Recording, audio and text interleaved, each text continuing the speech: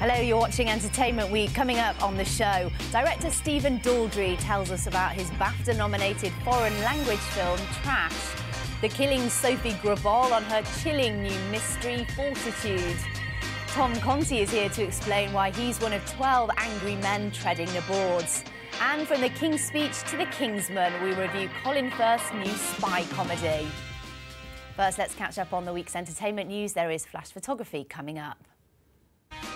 Benedict Cumberbatch has said he's an idiot for the word he used to describe black actors while bemoaning the lack of diversity in Hollywood. But his friend and the star of Selma, David Oyelowo, has defended him. Knowing Benedict as I do as a very, very good friend of mine, and actually looking at what he said, I think it's nonsensical to attack him for what I think was a beautiful gesture. One man has been killed and 2 others injured in an accident on a Taiwanese film lot being prepared for the shooting of a new Martin Scorsese film. Joan Rivers' daughter Melissa says she's suing doctors in New York after her mother died following a routine procedure last year. It's been announced that Bridesmaids co-stars Kristen Wiig and Melissa McCarthy will reunite in an all-female Ghostbusters sequel. Taylor Swift has taken artistic ownership to a new level. She's taking legal action to trademark her best-known lyrics, including this one. And Justin Bieber apologised for his recent arrogant behaviour. In a Facebook post, he said that he was not who he was pretending to be. With 3 Oscar nominations already under his belt, it may come as little surprise that Billy Elliot director Stephen Daldry has received a BAFTA nod for his latest film. But Trash is no ordinary British movie. Set in the slums of Rio de Janeiro, it's his first foreign language film. It tells the story of 3 boys who discover a wallet in a rubbish dump and then embark on an adventure through the city's underworld. We need favor. Polícia vai atar ele. Rafael is danger. It's Oliver. Help. Boys. Rafael needs a liar. He needs a liar? É. I don't understand. No, advogada. Mostra pra ela. Justiça. Stephen, lovely to see you. Thanks for having me. Fantastic film. Now, why did you choose this story to tell? It is so unbelievably compelling. That's probably why. That's probably why. Well, it's an adventure film. It's based on a young person's book by Andy Mulligan. And we didn't quite know where we were going to set it, but we started going to Brazil sort of many years ago now, myself and Richie Curtis, and we started working with young people in Brazil, and it was just an extraordinary moment of change there. They're still ongoing, but there's extraordinary optimism and hope and belief and faith in the possibility of protest and change against poverty and corruption.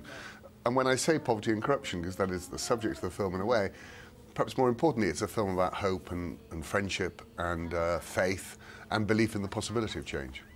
Because it isn't a true story, but how much of it is based on truth in terms of the poverty and the corruption?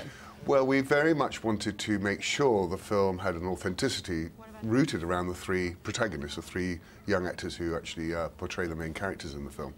And we spent a lot of time, many, many months with them, not just casting them, but making sure the story was theirs, in other words, made sense to them, but actually is in their voice. So the film is, in a sense, very much for and about them. I mean, we improvise a lot of the scenes, a lot of the themes of faith, of justice, of social justice, but of friendship. And the film really plays in Brazil as almost a comedy, because the kids are so funny. But we really wanted to make the film really rooted in their experience, which is what it is. And so I think that's why the film works, really, is because the kids are so amazing in it. The kids are absolutely extraordinary. Had they ever acted before? No, the kids had never acted before, and they live in their own particularly challenging environments. How old are they? They vary, but when we made the film, they're about 13. Right. And so how on earth did you find them if they'd never acted before? Well, and how did you help them give these performances? The other reason we went to Brazil, in fact, is because I've got a great friend there called Fernando Morelos, who's a very famous Brazilian director, and they have a very good relationship with a whole variety of different communities in which we could get access to. And so we just spent a lot of time in these communities, working with young people, getting different workshops going, working with different drama teachers there, and then eventually, after many months, it sort of filters through which kids might be possible to play leads in the film. But don't forget, these kids have never acted before, they've got no real concept of what making a film is, and of course never even been to a cinema. They've watched films on their, on people's phones or on TV, but never really in a cinema before. So you have to work out which kids would also have the determination and tenacity to get through what can be a very grueling experience, and for them it lasted about a year. It's a foreign language film. How challenging was that for you to direct these kids who weren't speaking in English? No, well, it was... It had the whole project had many different challenges. One, it was in a culture I didn't really know that well before we started making it. Secondly, it's in Portuguese, because the kids only speak Portuguese. They have a little bit of English they learn off video games, but essentially it's a Portuguese language film. And I say that, and I so hope that doesn't put people off, because in the end I think the experience of watching it isn't really as a subtitle film. So how important is it, do you think, as a filmmaker, to make films like this, to tell stories and get stories like this out there? Because, again, it's not true, but as you said, there are lots of themes that have truth behind it. Well, there's lots of themes that are true to the kids. The actual story is an adventure story. Yeah. It's a sort of fable rather than anything else. This is not a social documentary film about life in the favelas. And it was designed to be an adventure film. And we gave the kids lots of input, allowed them to give us huge amounts of input, not just into the dialogue, but into the story and what they would want to do, and and that is all. I think that's really worked in the film's favour, because the kids not only just feel authentic, but their charm and their sense of fun, as well as their sense of danger, is very real for them. Something so different, presumably, to anything that you've done before. I mean, it sounds like you were babysitter, director, counsellor, all these different roles. Not quite counsellor. Luckily enough, I was working with a number of Brazilians who were, lucky enough, taking on those roles around the kids, so that was a great help to me. I couldn't do that because I was not even speaking in their language. But it was a huge challenge, and we were thrilled about how it went down in Brazil. In Brazil, it's a very unusual film in Brazil, because often you have favela films and it's quite dark and everyone has a hard time and then everyone dies. This is quite the reverse. It is set in a favela, but actually the kids get away with it. Do you know what I mean? The kids they go on this adventure, and I hope it's a film that actually families can watch together, because it's so interesting to watch the psychology of these kids and the determination of these kids, and indeed the courage of the kids. And I think people, particularly young people, really respond to that. It's been nominated for a BAFTA. Congratulations. Thank you very much indeed. We're delighted with that. And in your experience, your vast experience of awards, does it have much bearing on whether audiences go and see it? Because anecdotally, people that I've spoken to go, oh, it was nominated for a BAFTA, brilliant, I'll go and see that. Or it was nominated for an Oscar, I'll go and see that. So it is quite important, isn't it, in some ways? It can really help a film getting out there. In all sorts of different ways. And sometimes, I mean, I say that, it does depend on its release date, but sometimes, yeah, there's no question about it, it does help. Oscar nominations also out. What did you make of those? Have you got any favourites so far? Well, we always, as Brits, tend to, pursue the British films and go, oh, great, I hope Benedict and Eddie Redmayne win. You're sort of bound to think that. What will happen, it's a crapshoot. You never really know what's going to happen, but certainly in terms of Best Picture, the front runners are Birdman and Boyhood. So we'll see. Have you seen either of them? I have seen both of those films. Yeah. They're both wonderful films. Really, don't sit on the fence. Which would you prefer? I think in the end, well, I think Birdman is an extraordinary achievement. It's an extraordinary cinematic achievement. My guess is in the end, Boyhood in the end will come through. I'm hoping for that. That would be my pick. And next for you, Wicked. So this is going to be an interesting one. Wicked is the stage show. We're in a process of starting to think about and adapt that for the screen as well, yeah. Millions of fans around the world, so yeah, it's going to be quite a lot of pressure. A lot of pressure on that one, but a wonderful story. And again, I've got 2 girls, and they just love it. So it's, again, fantastic to make a film for my kids. Lovely. Thank you so much, and good luck with the BAFTAs. Thank you very much indeed. Very nice to see you. Sofie Grabol rose to fame in the Danish thriller The Killing, not least for her character's choice of pattern knitwear. And she may need to hang on to those famous jumpers. Her latest role is in Sky Atlantic's much-talked-about mystery Fortitude, set in the Arctic Circle. Isabel Webster went to meet her. I chose a life of crime in a town where there's none. I studied criminal law on the mainland, came to Fortitude and married a policeman. Fortitude is a very small and isolated community. It has no crime, everyone knows each other, and yes, then something terrible happens. And you've got Stanley Tucci, Michael Gambon, lots of other big names. What was it like working with them and indeed working in Iceland?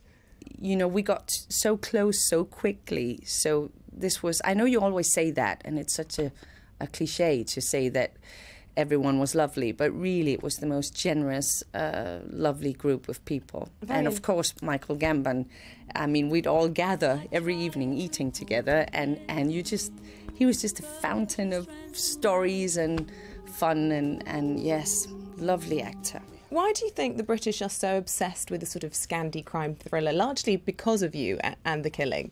The British audience very quickly got fascinated by the look into a different culture, really, about our language, our design, our furniture, our culture. So to me, that's actually the not only beauty, but the important thing about exchanging our stories across borders. And 2014, obviously the year that you came across to London and did lots of work here, but you also made your first appearance back as an actress, having fought off cancer. Yes, it was more than a tough year. It was a great shock, and it was a very, very dark journey through, obviously, illness and chemo and treatment, and fear, but also of depression, I think, and the sense of at once just losing your identity. So for me, coming to work here and meeting all these great, great people on Fortitude was just like a big, embrace. And you're well now? Yes, I am. Thank you. I tweeted before I came here to say that I was interviewing you, and I asked people, for fans, to come and ask me any questions they might have, and they wanted to know if you still have your famous jumpers. I do, Have yes. you kept them? They're in my closet, yes. I can't bear to get rid of them. I love those jumpers. Coming up, Tom Conti joins me to discuss bringing the courtroom to the stage in 12 Angry Men.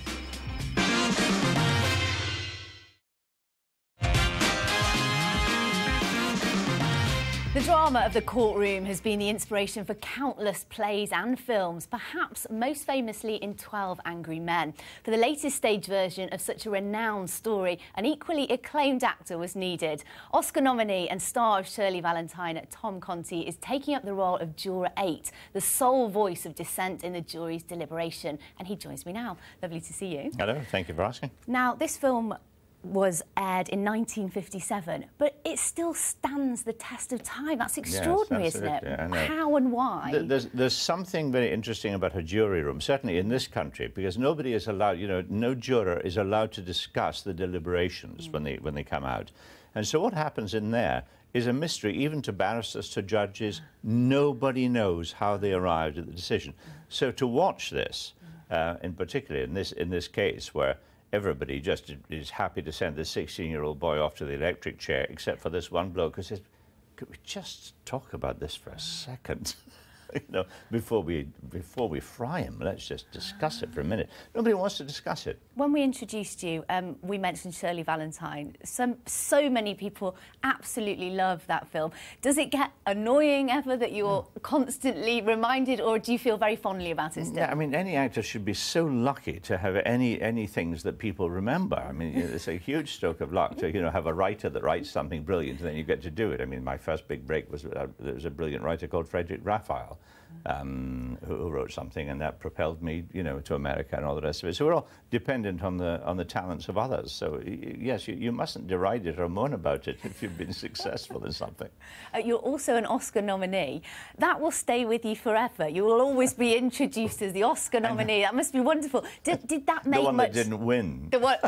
we won't mention that. Did it make much of a difference? Does it make much of a difference to a career? We're talking about awards season. It did then when it happened. But of course, you'd be hard-pressed to actually remember who won the Oscars last year. I mean, it's not like that in a strange way.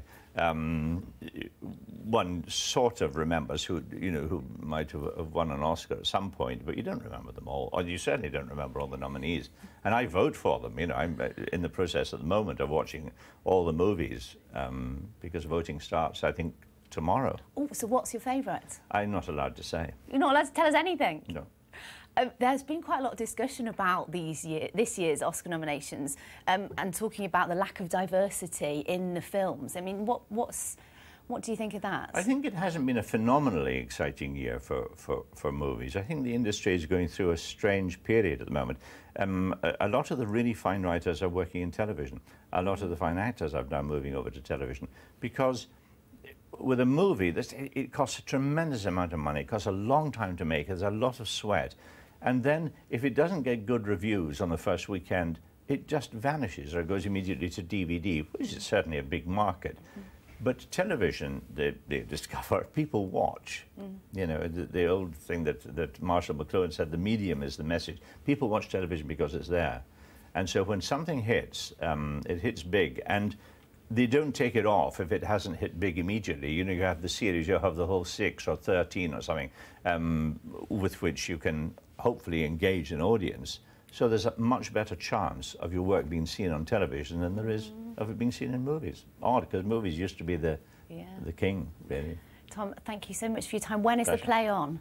We're in Windsor this week and next week. Then we go to Coventry, to Cardiff, we go to York, to Leeds, to Dublin. A whirlwind tour. Thank you so much. Good luck with it. Thank you very much. Time to see what's on at the cinema this weekend. First up is Colin Firth's spy comedy, Kingsman.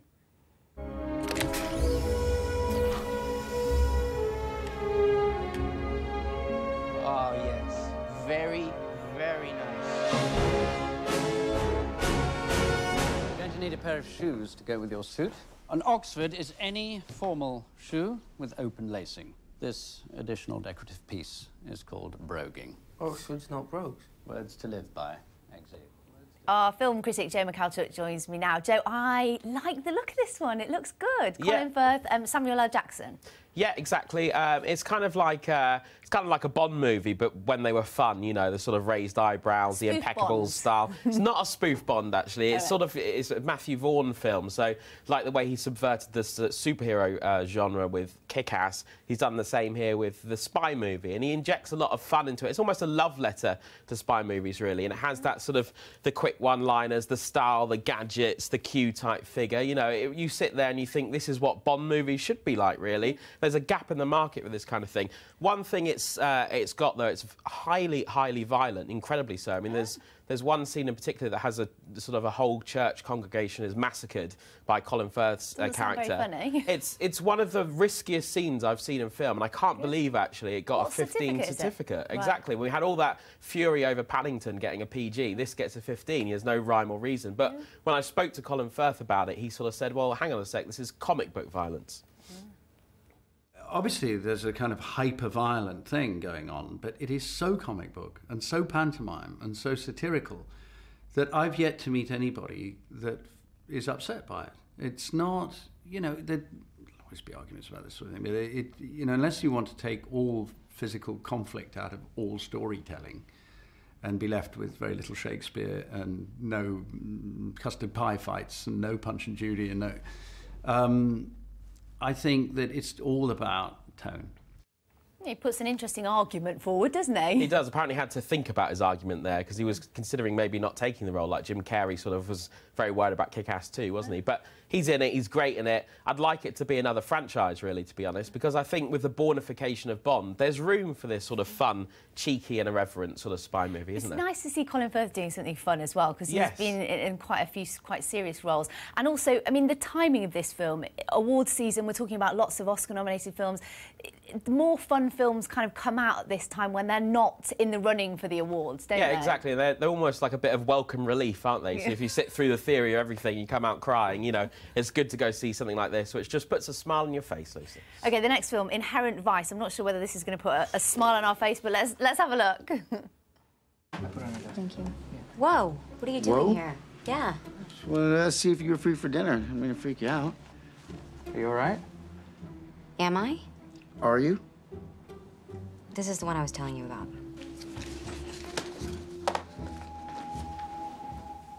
So this is Joaquin Phoenix and Reese Witherspoon in that scene.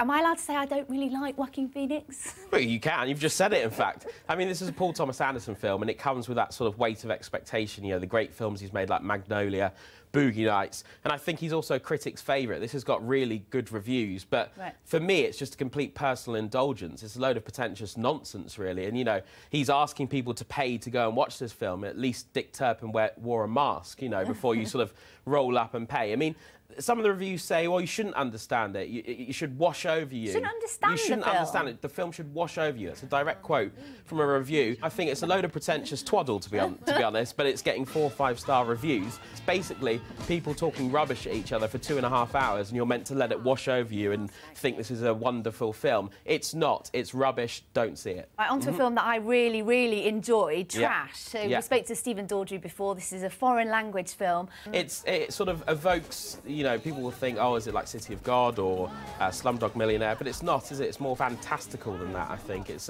more a fun, comedy, isn't it? hopeful, Yeah. movie. And the 3 kids in the movie who are plucked by Stephen Daldry from the favelas, apparently, by asking... Yeah, they never have acted before, and they give unbelievably good performances, Well, they make the film, don't they? And it's, I'm pleased they're not sort of stage school kids, you know, with jazz hands and, you know, perfectly manicured and that kind of thing. You need that sort of sense of reality, because ultimately the film is just a big long chase scene, isn't it, with vibrancy and colour. I think it's really good. I think it's nice to see Stephen Daldry doing a film like this as well. And, you know, they steal the show compared to, like, you know, you've got some greats like Martin Sheen, Rooney Mara, but really it's about these 3 kids. And it's about the hope and the future generations of Brazil, isn't it? Yeah, it's very, very heartwarming. Thank you so much, Joe. And that is it for now. On next week's show, we'll be speaking to the head of BAFTA ahead of the biggest award show in the British film calendar. And Queen of the Valley's Ruth Jones tells us about their new series of Stella. See you then.